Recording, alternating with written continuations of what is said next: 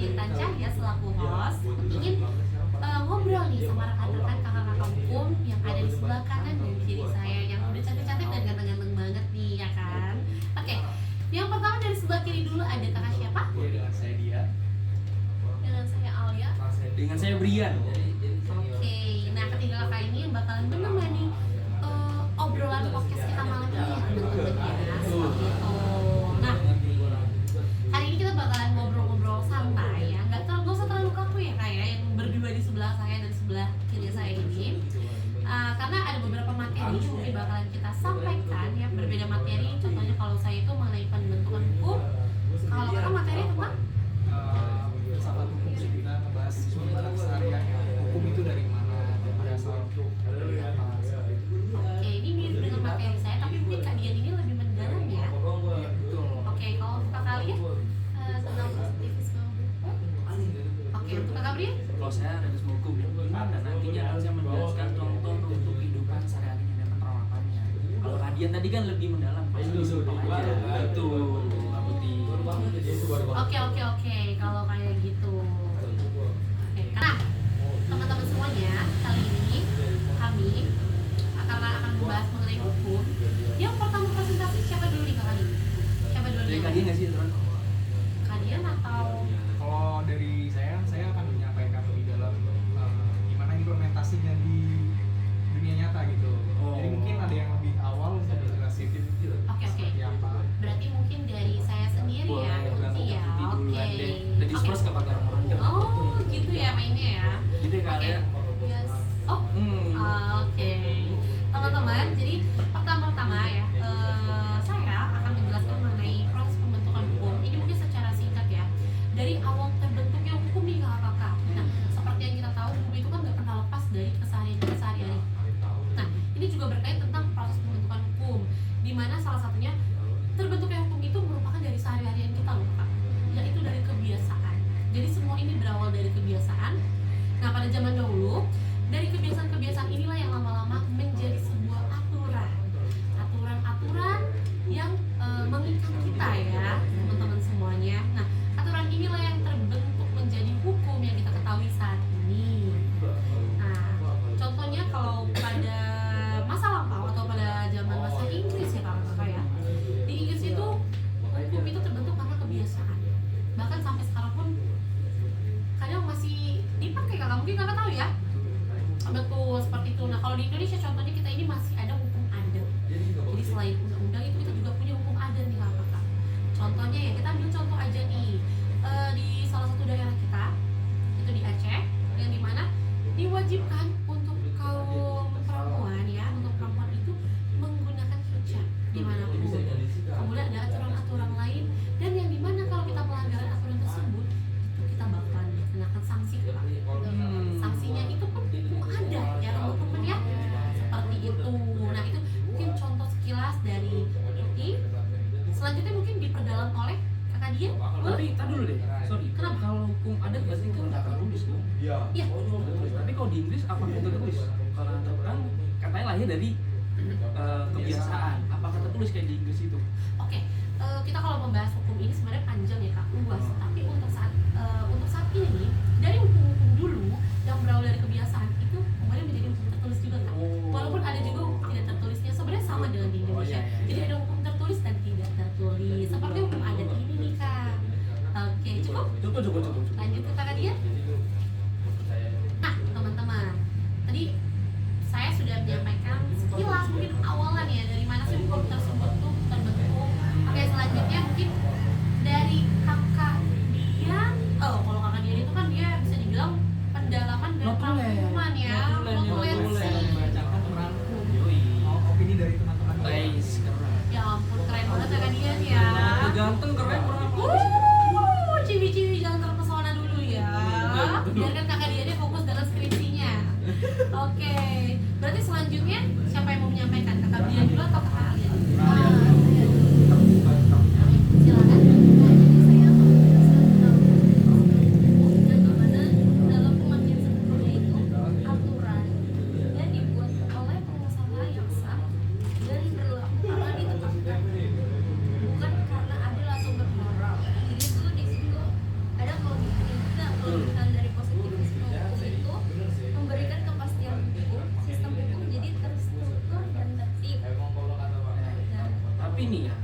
dalam positivisme hukum itu sendiri itu tuh saklek nih. Jadi kayak misalkan saya mencuri, contohnya apa sih gampangnya, mencuri buah-buahan di kebun orang. Mangga. Ya kayak mangga kita petik lah biasanya kan, ketahuan nih harus di penjara. kita harus di penjara. Tapi kan bisa cuma ya Allah kan mangga kan di pinggir jalan nih, Betul. tanah bersama dong, orang lewat ya ini nggak masalah kan, jangan kayak gitu. Tapi kan positivisme ini kan mengatur menggunakan undang-undang, jadi agak kaku nih nantinya. Jadi kalau orang tuh harus saklek buat kalau lu salah, kalau saya salah harus di penjara berapa tahun dan berapa banyak kan gitu. Jadinya agak nggak works nih, banyak nggak keadilannya di dalam nanti perjalanan hukum itu. Pasti orang ngerasa nggak adil, oh gue cuma lima doang sih gitu. Itu teman-teman. Biasanya gimana? Kalau dari sama saya, pendapat saya, di balik ada positivisme, maka ada dong lawannya. Ya, realisme hukum. Betul banget. Saya akan membahas tentang yang gimana itu adalah realisme hukum. Nah, realisme hukum itu sendiri artinya adalah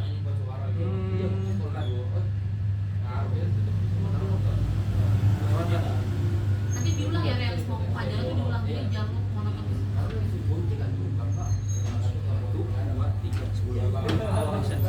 Realisme hukum itu sendiri lahir dari reaksi terhadap positivisme yang dianggap terlalu kaku dan teoritis. Nah, misalkan, lagi dari saya kasih contoh, dulu pernah ada kasus teman-teman dengar nggak ada seorang nenek yang mencuri bapak.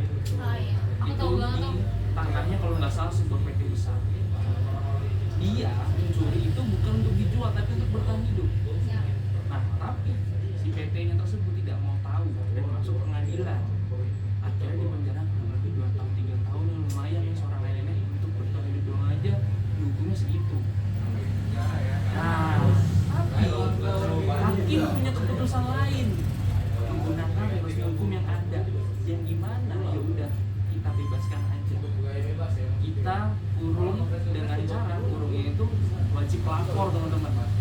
Jadi nenek itu memang terbukti salah, tapi kan nggak tadi emang dibakar buat apa dulu, kalau emang buat dijual lagi salah, tapi itu bertahan hidup. Kan nggak beda teknik yang nggak mencari keuntungan. Nah, itu kan untuk bertahan hidup, jadi kan nggak ada salahnya. Even apa yang dilakukan dia nggak salah, tapi kan kita mencuri juga efek samping atau sebabnya kenapa dia seperti itu. Akhirnya hakim memutuskan ya udah dibebaskan, tapi kalau nggak saya ingat saya adalah wajib lapor. Dan itu salah satu bentuk nyata dari realisme hukum. Walaupun ada positif hukum nih, udah mengatur kaku nih, itu muncul realisme hukum sebagai pelengkap. Apalagi di Indonesia banyak pasal karet yang disebutkan itu kayak banyak banget deh, rancu, orang-orang jadi bingung. Akhirnya hakim memutuskan untuk melakukan realisme hukum. Tapi itu boleh saya. Oke, terima kasih nih. Berarti pada akhirnya kedua aliran ini si realisme dan Positivisme. ini punya andil yang benar-benar penting ya Betul, di dalam betul. hukum ya, Kak, ya. Sebenarnya setuju juga sih. Kita nggak harus selalu kaku ya, Pak.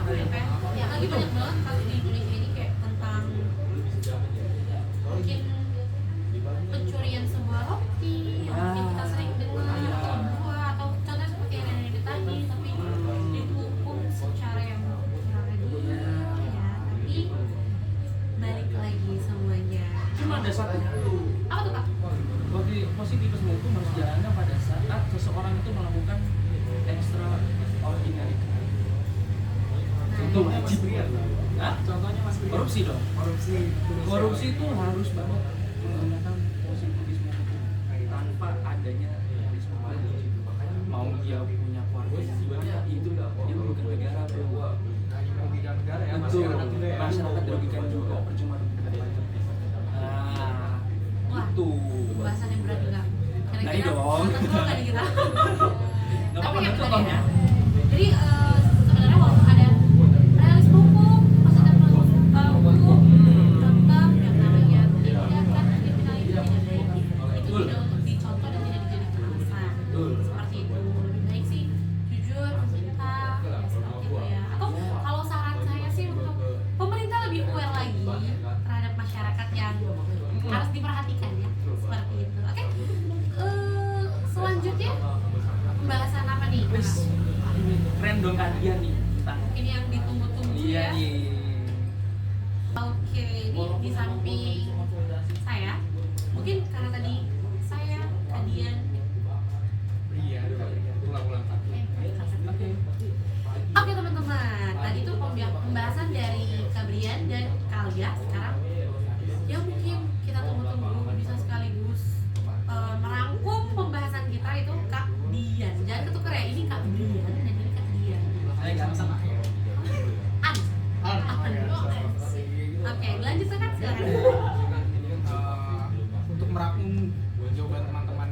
tadi, mulai dari pembentukan hukum, Kapolri, terus positivisme hukum dari Kak Alia, dan realisme hukum dari Kak Brian ya.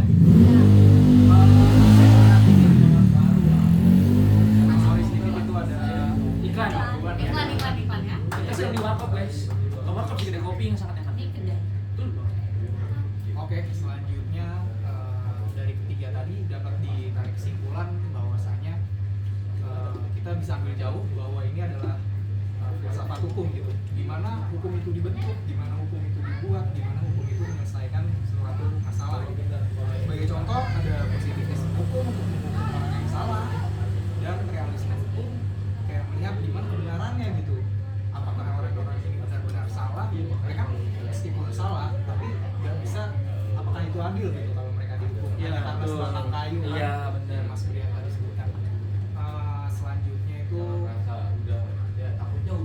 Oke, selanjutnya tadi kita udah sampai bagaimana contoh realisme hukumnya. Apakah itu adil menghukum seseorang hanya karena sebatang kayu yang dicuri untuk dijadikan kayu bakar? Dari segi filsafat hukum bisa dilihat juga, kita tarik Indonesia akhirnya punya solusi gitu buat gimana nyelesain ini semua. Contohnya tahun depan ya, 2026 itu KUHP baru. Betul. Iya. Oh.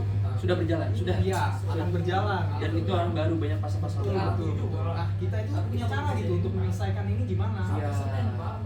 Menghukum orang hanya karena kesalahan kecil, dan bahkan mereka nggak tahu kalau itu adalah pelanggaran pidana. Gitu. Jadi ada mulai di Indonesia diterapkan pada tahun 2026 akan ada pidana alternatif. Nggak benar ya. Apa lanjut aja? Sebentar ya, satuan ini ada. Ada Harvey guys. Jadi pidana alternatif di Indonesia ini akan diterapkan sebagai solusi dari positivisme dan realisme hukum itu. Kita ambil jalan tengahnya nih, orang-orang saya masalah ini. Oke. Contohnya apa aja dari pidana alternatif? Ada kerja sosial, pembinaan, dan pidana pengawasan. Dan itu akan berlaku di tahun 2026 nanti. Kita lagi guys. Tuh. Tapi ada semua hukum berarti pakai alternatif dong. Walaupun ada putusannya lagi. Kayak tadi juga. Iya betul sekali. Jadi jalan tengahnya loh. Jadi biar setara ya, biar ada keadilan di antara. Tetap menjalankan positivismenya dan realismenya juga direalisasikan. Betul. Iya. Saya setuju banget itu. Bagus. Kiranya itu aja ya, bisa dirangkum dari sekalian. Mungkin ada yang ingin menambahkan. Jadi cukup guys. Dan jangan lupa untuk baca KUHP yang terbaru 2026 itu banyak peraturan yang baru. Itu penting banget sih untuk kita telah. Jadi KUHP yang lama dan kode yang lama nggak pakai. Oke, yang dari Belanda udah nggak pakai. Kalau dosen kita yang hebat menonton, Iya. pasti kita tahu Bapak akan menelaah Iya. kalau HP kita. Dan kita support Bapak. Oke.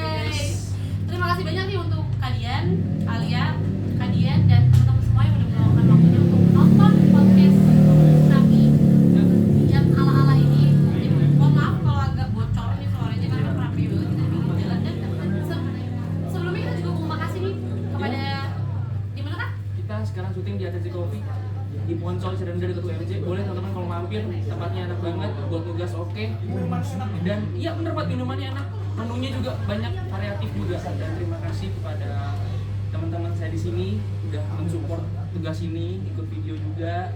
Dan yang paling penting adalah dosen pengampu kita, Dr.